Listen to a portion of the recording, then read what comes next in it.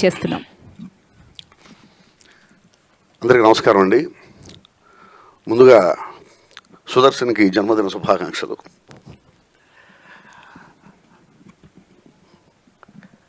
చాలా positive vibes ఉన్నాయండి. ఆ మిస్టర్ సెలబ్రిటీ అనేటువంటి ఆ టైటిల్లోనే మంచి పాజిటివ్ వైబ్స్ ఉన్నాయి. ఇప్పుడు పాయింట్ చెప్పినప్పుడు నాకు నిజంగా చాలా ఆనందం వేసింది. తెలిసింది మాట్లాడటం స్వేచ్ఛ, తెలియంది మాట్లాడితే నేరం. ఎక్కడ పట్టినా జరుగుతుంది అదే. ఇంకోటి కూడా ఉంది, తెలిసింది నిజం అనుకుని మాట్లాడటం పొరపాటు, తెలుసు అనుకుని మాట్లాడటం మహాపాపం. ఇప్పుడంతా జరుగుతున్నాయని అయ్యానండి. ఎక్కడ పడితే అక్కడ జరుగుతున్నంతా అదే. ఒక అద్భుతమైన పాయింట్ తీసుకుని ఎక్స్ట్రాడనరీగా ఇప్పుడు చెప్తున్న దాన్ని బట్టి నాకు అర్థమైపోయింది కదా, ఖచ్చితంగా బాగుంటుంది సినిమా. ఎక్స్ట్రాడనరీ పాయింట్ అది. ముఖ్యంగా సుదర్శన్ చాలా అద్భుతమైన నటుడు అండి. సుదర్శన్ నేను చూస్తున్నా కదా, నేను కూడా సుదర్శన్తో ఒక సినిమా చేస్తున్నాను. అదేమిటి అనేది త్వరలో అనౌన్స్మెంట్ వస్తుంది. అది ఒక సర్ప్రైజ్ న్యూస్ అవుతుంది అది అనుకుంటున్నాను. మా గురువుగారి మనవడు. ఈరోజు నేను ఇక్కడ ఉన్నాను, మీతో మాట్లాడుతున్నాను అంటే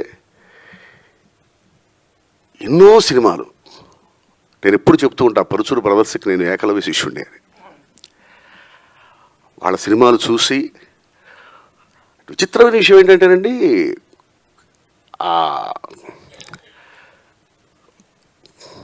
అంతకుముందు చాలామంది ఉన్నారు, దాని తర్వాత చాలామంది వచ్చారు. కానీ స్క్రీన్ మీద హీరో టైటిల్ పడగానే విజిల్స్ రావటం అనేది మనకందరికీ తెలిసిన విషయమే. అలాగే డైరెక్టర్ పేరు రాగానే విజిల్స్ పట్టడం అనేది నాకు తెలిసి దాసనారాయణ గారికి మాత్రమే జరిగింది. అది ఎంతోమంది దర్శకులకి అభిమానులు ఉంటారు, కానీ విజిల్స్ పట్టడం అనేది నాకు తెలిసి దాసన గారి టైటిల్ పడ్డప్పుడు విజిల్స్ విన్నాను నేను. కానీ ఒక రైటర్ టైటిల్ కార్డు పడ్డగానే విజిల్స్ రావటం అనేది ఒక్క పరుచూరి బ్రదర్స్ టైటిల్ కార్డుకి మాత్రమే జరిగిందండి. ఇక లేదు, అంతకు ముందు లేదు, ఆ తర్వాత లేదు. ఇప్పుడు ప్రస్తుతం ఇతను ఎక్కువ రెమ్యునరేషన్ తీసుకుంటున్నాడు, ఇతను నెంబర్ 1, ఇప్పుడు అతను నెంబర్ 2, ఇవన్నీ కాదండి. ఒక టైటిల్ కార్డు పడితే, రైటర్ టైటిల్ కార్డు పడితే విజిల్స్ రావటం ఏంటి అసలు అది? అది నేను చూసింది కేవలం పరుచూరి బ్రదర్స్ మాటలు. పరుచూరి బ్రదర్స్ అనగానే టక్కని చెప్పి కాగితాలు ఎగిరి విజిల్స్ పడుతూ ఉన్నాయి. నాకు కూడా ఎప్పటికైనా ఇలా నా టైటిల్ కార్డు కూడా పడి ఇట్లా విజిల్స్ వస్తే బాగుంటాయేమో అనేటి ఒక ఇన్స్పిరేషను. ఒక మంచి పొజిషన్కి అయితే వచ్చానేమో, కానీ ఆ విజిల్స్ మాత్రం ఎంతవరకు పడతలేదు, పడితే నమ్మకం కూడా లేదు నాకు.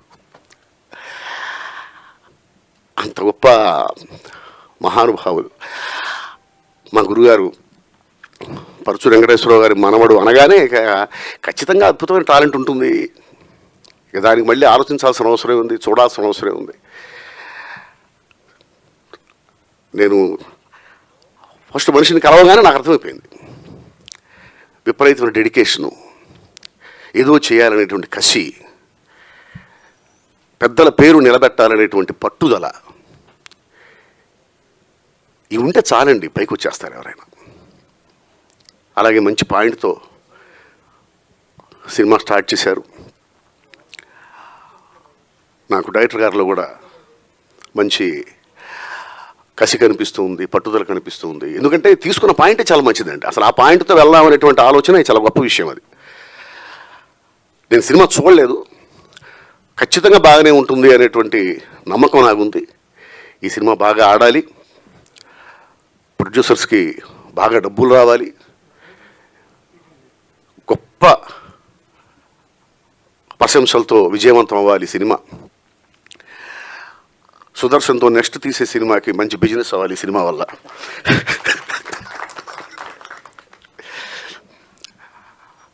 మనస్ఫూర్తిగా కోరుకుంటూ ఇలాంటి సినిమాలు, ఇలాంటి ఒక చిన్న బడ్జెట్లో పెద్ద విజయాన్ని సాధించే సినిమాలు ఎంత వస్తూ ఉంటే ఇండస్ట్రీకి ఎంత మంచిదండి.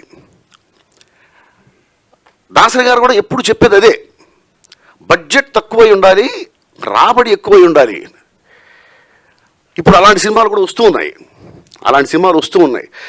విపరీతమైన పెద్ద బడ్జెట్తో తీసే సినిమాలు వస్తున్నాయి, చిన్న బడ్జెట్తో పెద్ద విజయాన్ని సాధించే సినిమాలు కూడా వస్తున్నాయి. ఇది నిజంగా ఇండస్ట్రీకి మంచి మార్పు, చాలా మంచి విషయం. ఇదే పంథాలో, ఇదే మార్గంలో, ఇలాగే విజయాల బాటలో తెలుగు సినిమా ఇండస్ట్రీ కొనసాగుతూ ఉండాలి, ముందుకు సాగుతూ ఉండాలి. అందులో నేను ఉండాలి, ఎప్పుడూ ఉండాలి అని మనస్ఫూర్తిగా కోరుకుంటూ ఈ సినిమా విజయాన్ని మనస్ఫూర్తిగా ఆశిస్తూ thank you very much. Thank you sir, thank you so much. And ఇప్పుడు మా హీరో పరుచూరి సుదర్శన్ గారిని మాట్లాడవలసిందిగా